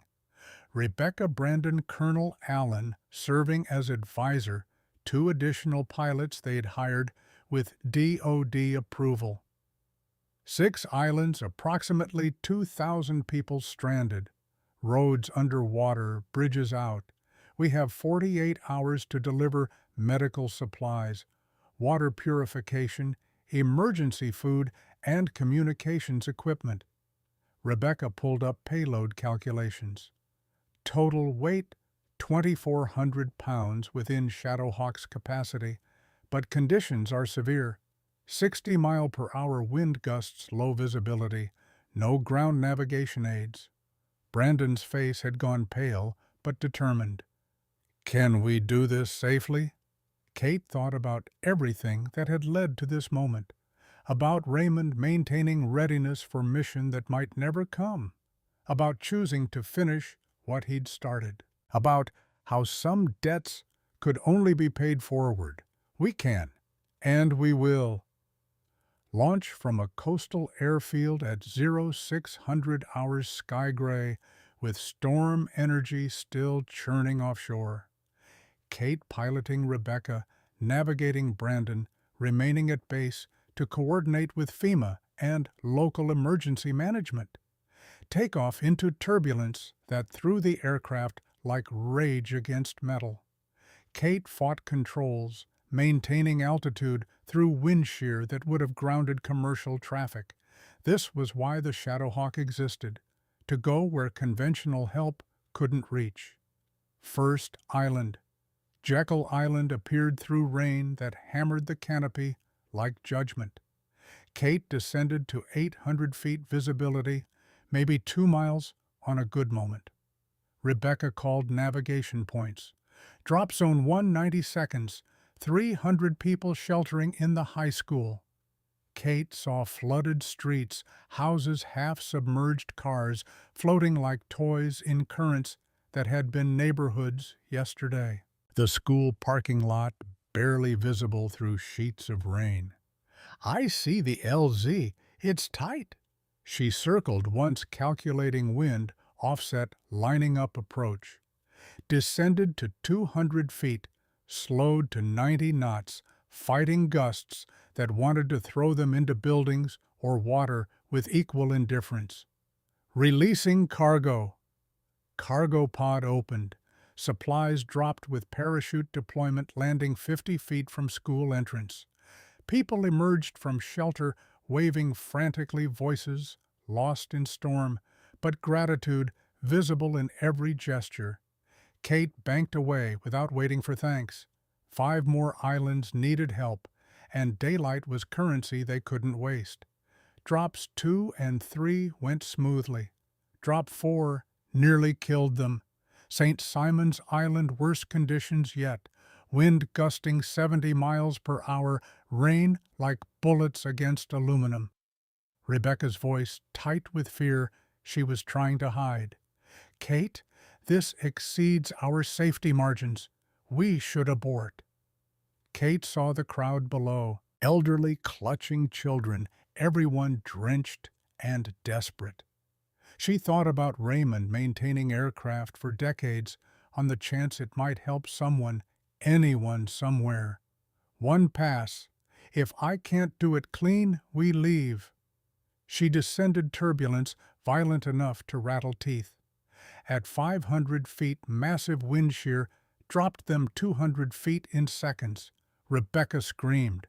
Kate shoved throttles to full power, climbed, circled. Second approach, same result. Physics and weather refusing to cooperate. We can't drop from altitude safely. I'm landing. Rebecca's face went white. On what? This isn't a seaplane. Beach is hard-packed sand at low tide. 1,200 feet usable. I can do it. She lined up on the beach, narrow strip between water and vegetation. Gear down. Final approach with aircraft crabbed into wind, fighting sideways, drift with every second. Touchdown came hard, but controlled. They rolled to a stop with 400 feet remaining. Kate shut down engines. We've got 10 minutes before tide shifts. Let's move. They popped cargo doors. Locals rushed to help unload, faces showing shock and hope in equal measure. An old man grabbed Kate's arm with grip that hurt. We'd been praying for help, didn't think anyone could reach us. Kate just nodded, already checking tide levels, calculating takeoff distance. Supplies offloaded, engines restarted. Kate taxied as far back as terrain allowed. Takeoff from beach with waves approaching, wind still gusting, every factor working against physics. But the Shadowhawk had been designed by people who understood that humanitarian missions happened in worst conditions, not best. She rotated at 115, climbed away from beach with margin to spare, leaving behind people who'd remember rescue, came on dark wings when nothing else could fly. 48 hours, 12 supply runs, 2,000 people, aided, 0 accidents. They returned to base exhausted and electric, with the knowledge that every hour of Raymond's maintenance, every dollar hidden from IRS, every secret kept from a daughter who deserved truth, had purchased these lives saved. News crews waited at the airfield. CNN reporter thrust microphone toward Kate as she climbed from the cockpit. Ms. Mitchell, people are calling you the Angel Pilot. How do you respond? Kate thought about how to answer, then chose truth. I'm just doing what my father prepared me to do. The real angels are the people on the ground helping each other survive. The footage went viral. Within days, requests poured in from NGOs, disaster relief networks, even military contacts overseas. Everyone wanted the aircraft that could reach the unreachable. But Kate remembered Donald Harris, remembered sabotage, remembered that visibility brought danger alongside opportunity.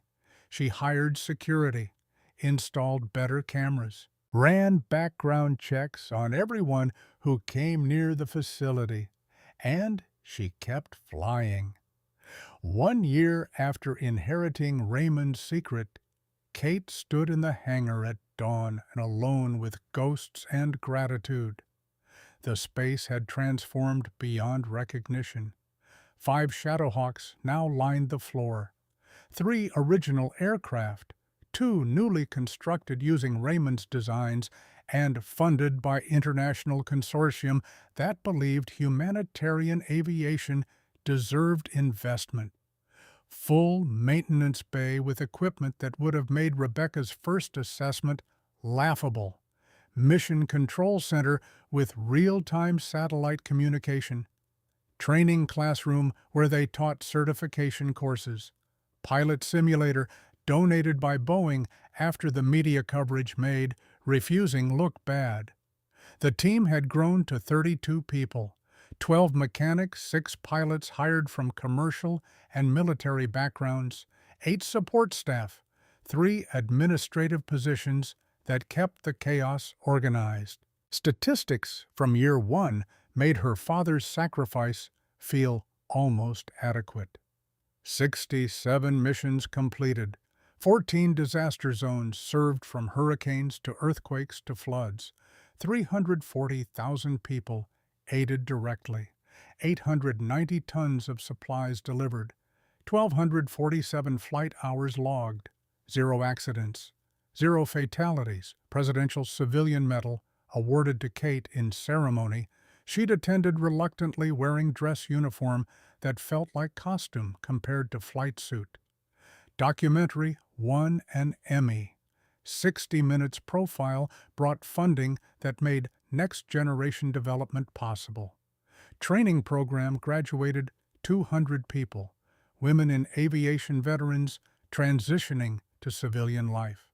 Humanitarian specialists who believed technology could save instead of destroy. Kate placed a brass plaque on the wall beside Raymond's photo. Raymond Mitchell, 1953 to 2025, U.S. Air Force Veteran Project, Nexus Guardian. You were right to believe.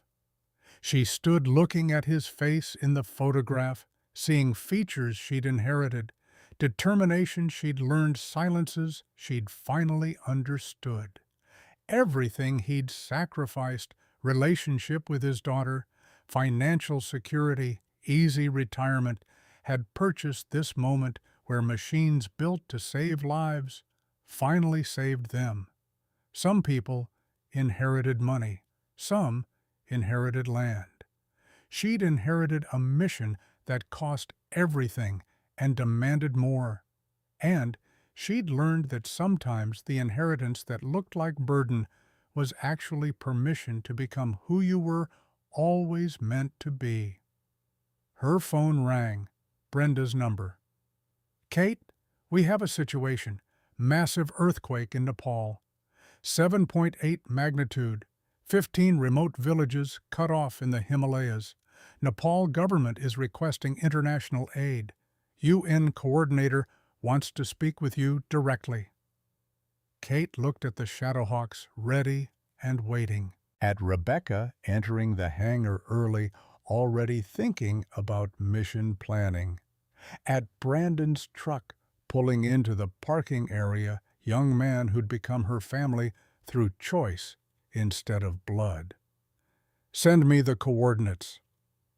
Within hours, mission planning consumed every available resource. Nepal presented challenges that made hurricane relief look elementary. Villages at 12 to 14,000 feet elevation.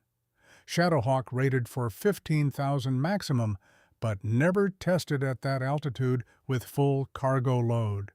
Rebecca assembled modification requirements, supplemental oxygen for crew, high-altitude engine tuning, carbon fiber cargo pods to reduce weight, mountain flying training nobody on the team possessed. Timeline is 4 weeks to prepare, then deploy. And Kate, Rebecca's expression carried worry. This is dangerous, beyond anything we've attempted. Failure at that altitude in those conditions means death. No emergency landing options. Colonel Allen reviewed the mission parameters expression grave. I flew combat missions over mountains. It's unforgiving, but if you don't go, those villages die. Everyone in them. No one else can reach them. Kate called team meeting, presented the mission, asked for volunteers instead of assigning roles. Every pilot raised their hand, every mechanic, every support specialist. Brandon's voice carried across the room. Grandpa didn't spend 40 years maintaining these aircraft, so we could only take easy missions. If this is where help is needed, this is where we go. Preparation consumed 4 weeks. Rebecca redesigned cargo pods, saving 400 pounds. Kate trained in flight simulator for mountain operations 40 hours, learning how thin air changed every calculation. Brandon installed oxygen systems, working through nights fueled by coffee and conviction. Launch day brought international media coverage. Kate gave brief statement, choosing words carefully. We're not heroes. We're finishing work my father started 40 years ago. If this succeeds, it proves humanitarian aviation can reach anywhere. And if it fails, she paused, meeting camera lenses that would broadcast this globally. We failed trying to help. That's what matters. Shadowhawk lifted off into sky that held no promises, only possibility. Flight time to Nepal, 18 hours, with refueling stops that tested logistics and patience equally. They staged from Kathmandu, coordinating with Nepalese military and UN disaster response teams. First village Langtang, at 13,200 feet, required flight through mountain passes where wind behaved like predator hunting prey. Kate piloted lead aircraft. Rebecca navigated through terrain that looked beautiful and murderous in equal measure. Brandon coordinated from ground, running logistics that kept supplies flowing toward aircraft that delivered them to places roads would never reach. Approach to Langtang demanded precision that left no room for error. Mountains on all sides, village in narrow valley, wind unpredictable and violent. Kate descended carefully, thin air, requiring 20 knots, more speed than sea-level operations. Drop zone measured maybe 500 feet. Soccer field surrounded by buildings and desperation. She circled twice, reading wind, calculating approach angle. Descent through mountain pass brought turbulence that slammed them against restraints. At 500 feet above village, cargo released. Parachute deployed. Supplies landed, center mass on the field. Villagers below cheered, crying, waving with gratitude that transcended language or culture. Help had arrived on wings that shouldn't have existed, flown by team that refused to accept impossible as answer. 6 more villages over 3 days. Each drop successful. Each population saved from starvation or exposure or the slow death that came from being forgotten by geography and politics.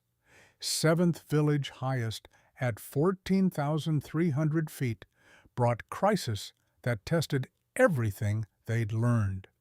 Weather deteriorating, clouds moving in. Rebecca's voice carried tension that made Kate's pulse spike. We need to abort. This exceeds certified ceiling. Kate saw the village below, 200 people, elderly, and children, were visible even from altitude. She thought about Raymond choosing mission over comfort, belief over fear, right over easy. One attempt. If conditions prevent safe delivery, we abort to backup aircraft. She climbed to 15,000 feet, pushing aircraft beyond certified limits, handling sluggish in air, too thin to provide normal lift. Lined up for final approach, began descent that required trusting metal and faith equally. At 14,500 feet, warning light, low oil, pressure engine 2. Rebecca's hand moved toward abort. Kate, I see it. 90 seconds. She could abort now, save the aircraft, leave 200 people to fate. Or trust that engineering done right and maintenance done with love would hold for 90 more seconds. She continued descent, released cargo at 14,400 feet. Perfect drop. Climbed immediately. Oil pressure stabilized at lower altitude where air provided cushion physics demanded. Return to Kathmandu brought silence that felt religious. They'd pushed aircraft beyond limits and survived. They'd delivered aid to places help shouldn't reach. They'd proven Raymond's faith wasn't misplaced. Nepal's prime minister met them personally, gratitude making his English thick with emotion. You risked your lives for our people. We will never forget.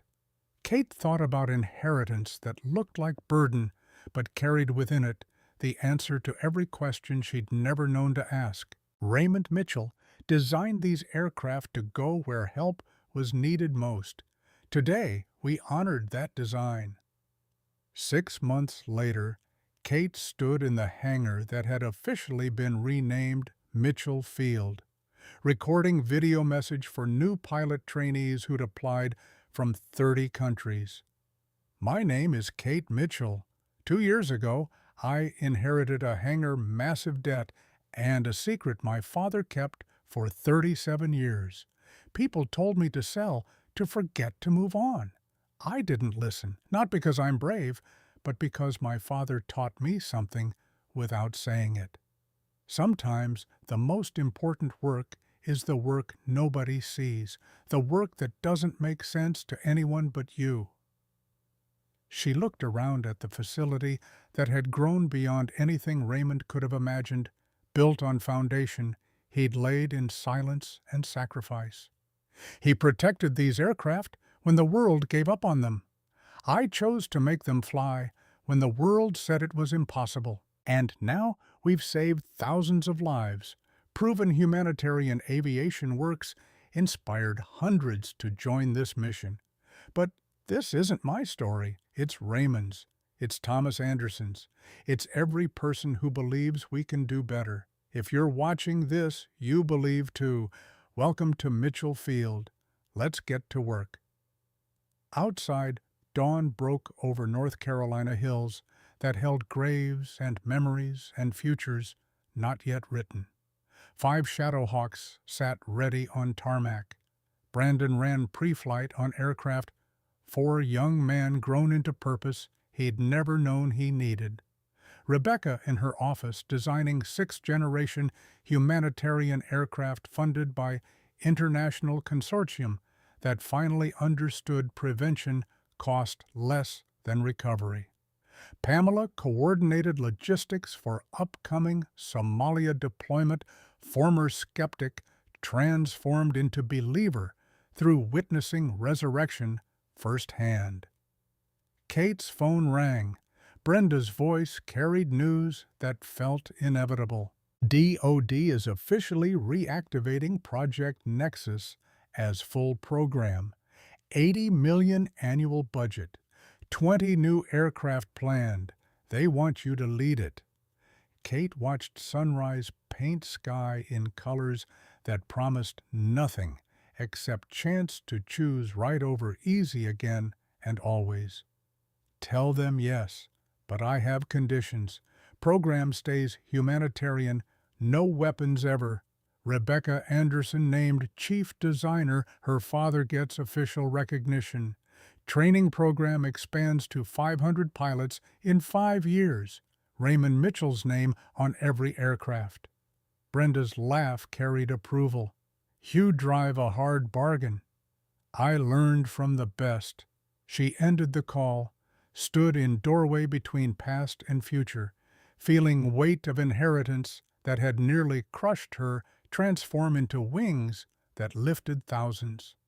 Some dreams died in forgotten places, buried under politics and fear and the small voices that whispered impossible. But others waited patient and ready for someone brave enough to believe. Raymond Mitchell had been that someone for 40 years. Kate had chosen to be it for however long. Faith and metal and mission held together. The sky was never the limit. It was just the runway.